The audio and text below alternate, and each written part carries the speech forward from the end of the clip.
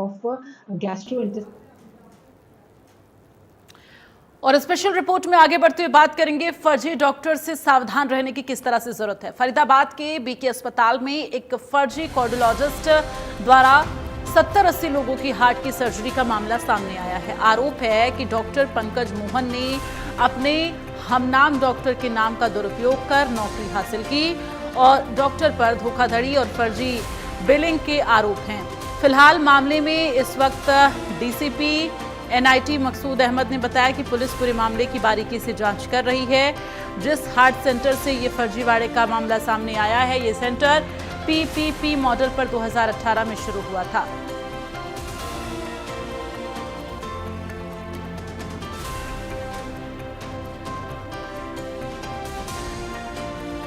तो जिसमें नियुक्तियों के लिए एक प्राइवेट अस्पताल से अनुबंध किया गया था। इस अनुबंध के तहत डॉक्टरों की नियुक्ति के लिए वेरिफिकेशन का प्रावधान किया गया था।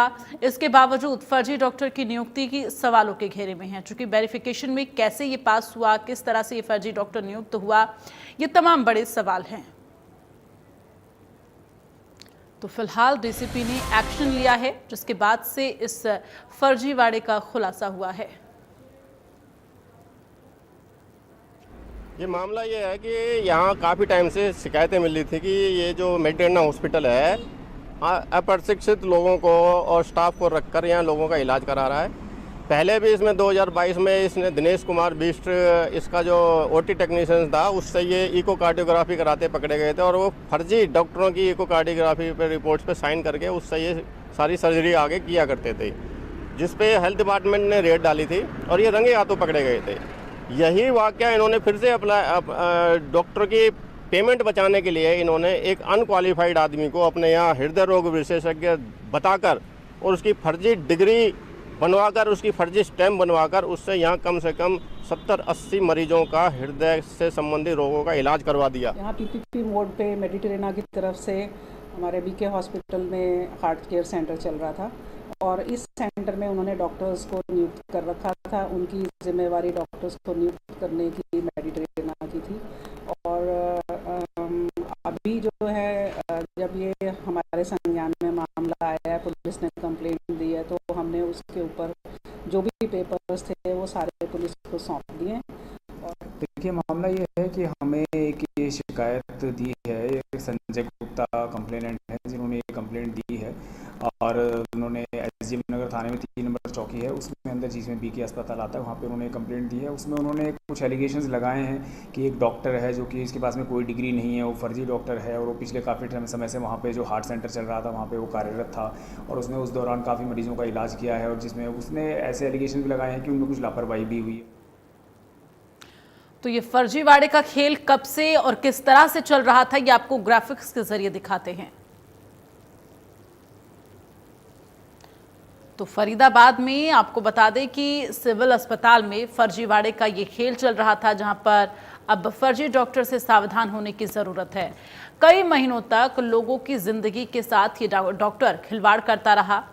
हार्ट सेंटर में फर्जी डॉक्टर का खुलासा हुआ है। तो ये बड़ी जानकारी है और बीते 1 साल से ये डॉक्टर इसी फर्जी तरीके से काम कर रहा था और लोगों की जिंदगियों के साथ खिलवाड़ कर रहा था। 1 साल में फर्जी डॉक्टर ने करीब 80 सर्जरियां की हैं और डॉक्टर की नियुक्ति 2024 में की गई थी। फर्जीवाड़े का खुलासा होने पर 2025 में हटाया गया।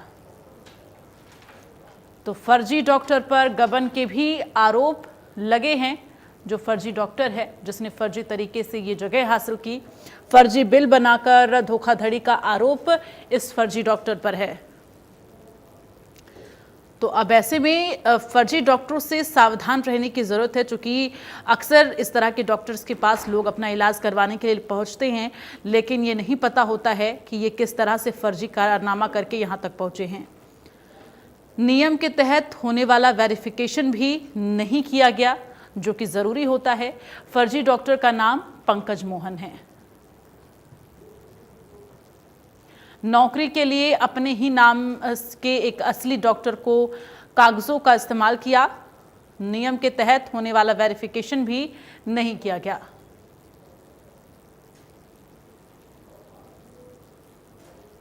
तो सिविल सर्जन और पीएमओ कई महीनों तक उन्हें भनक नहीं लगी इस बात की।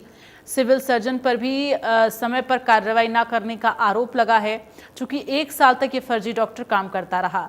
डीसीपी से शिकायत के बाद मामले की जांच शुरू की गई है।